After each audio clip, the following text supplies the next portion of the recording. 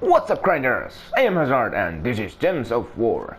So this other day I was going through my old Explorer 12 videos and trying to find something new content maybe by going through the old videos, and I noticed that it was the second episode when I used Lord of Slaughter first time. This is pretty good team, in fact.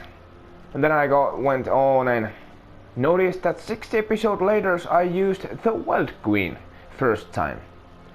A lot happened between that time, but then I started to think, what if I used Lord of Slaughter and the Wild Queen in the same team? How would that team roll? Newsflash, it rolls well. This is brutal, my friend. We could go and try this in practice, but let's go through the mechanics first. It's pretty straightforward stuff. You fill your troll, you cast troll and fill your damage dealers. We use the Lord of Slaughter here in the first slot because we have 2 damage dealers here, so we can risk using Lord of Slaughter up top.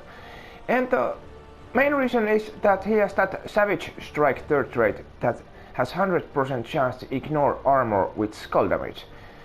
So it deals true damage with skull hits. Spellcast creates 6 brown gems and then it converts all brown gems to doom skulls. And then it does those bleeds and a couple dead marks on random enemies too, which is okay, you know. The roll does the rollings, mana generator destroys gems, and the Wild Queen steals up to magic base +5 attack from an enemy and give it to your first ally. And then it creates mix of 22 skulls and green gems. At the bottom we are using rope dart. Not that you would use it that much, but as we are going to cast our troops pretty recklessly, there is a chance that things might backfire and you might lose your Lord of Slaughter, so it makes sense to have some sort of safety providing.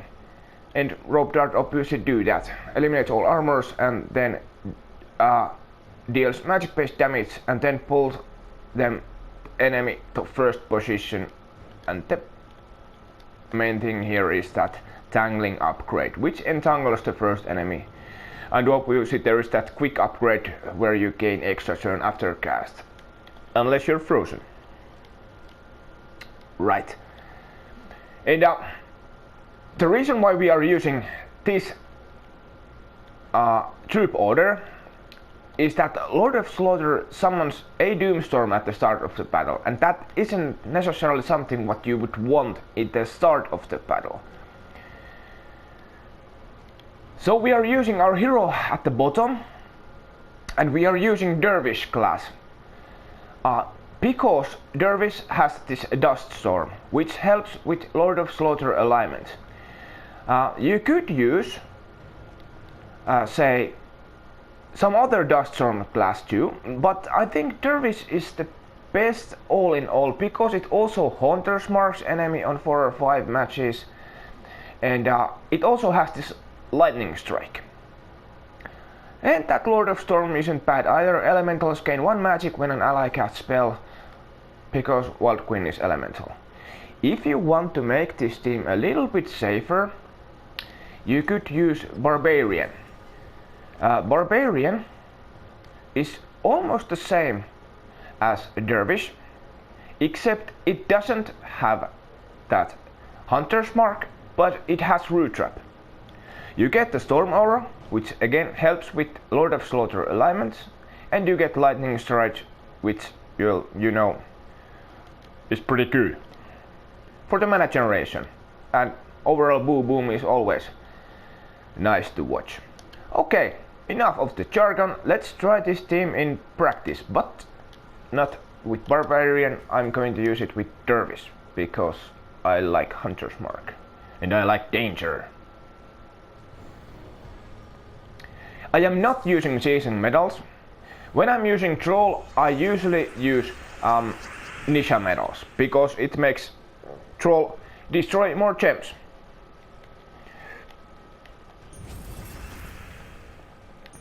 There, get roll up, get things going. We could now start casting our Lord of Slaughter, which is not wrong. We have alignment and all that nice stuff here, but I'm going to get my Wild Queen up. Still to attack, and now we could cast our Lord of Slaughter and do that. And because of the Hunter's Mark, and as we are dealing damage straight to the life, this Skull Poke here will kill the last enemy. Because Wild Queen has sealed the attack. There. This is pretty quick team when you learn the mechanics and learn to press right buttons. Pressing wrong buttons is a thing, you know.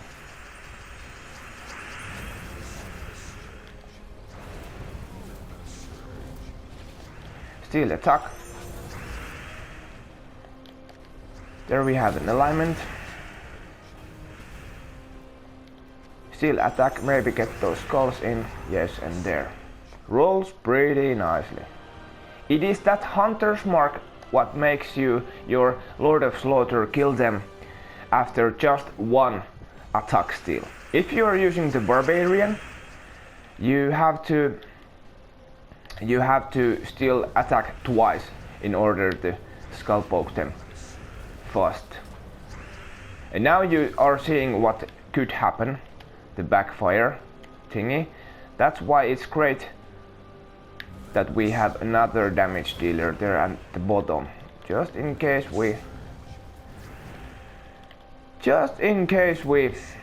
lose our Lord of Slaughter. Okay, now we could do some gambling here. We don't have alignment, but I guess those 6 brown gems created could give us another extra turn.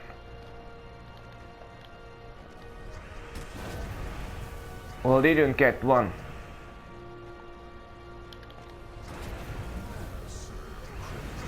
Okay, now we lost our loss. Still the attack.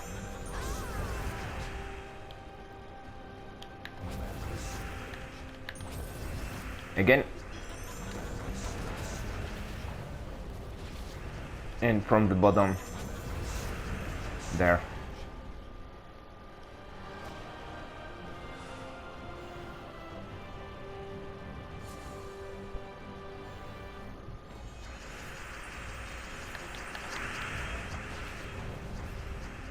And maybe we should pay more attention to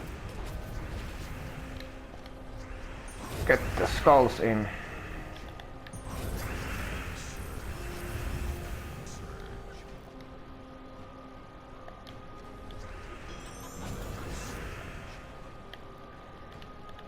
We don't again have alignment, but we have a nice amount of brown gems and skulls.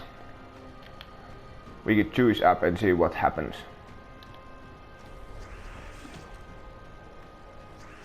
Oh yeah! That tickles my nipples just the right way.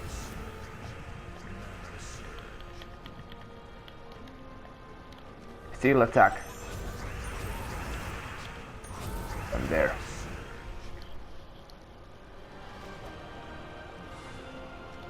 And maybe we try that Barbarian version for the mini boss and mythic boss.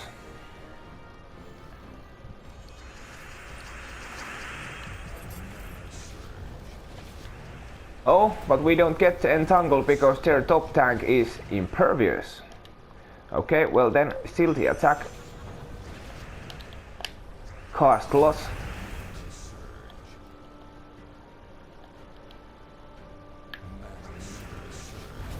We can sacrifice some skull damage because their attack isn't high.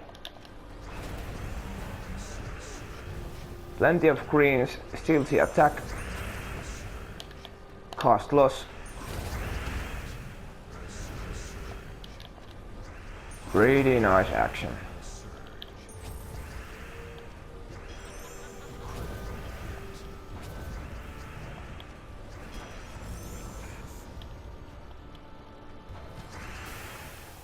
There. And another impervious troop up top. That root trap won't do anything for us. And of course, we don't have any purple matches either. There.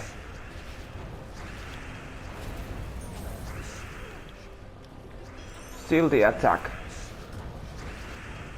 Cost loss. Wow.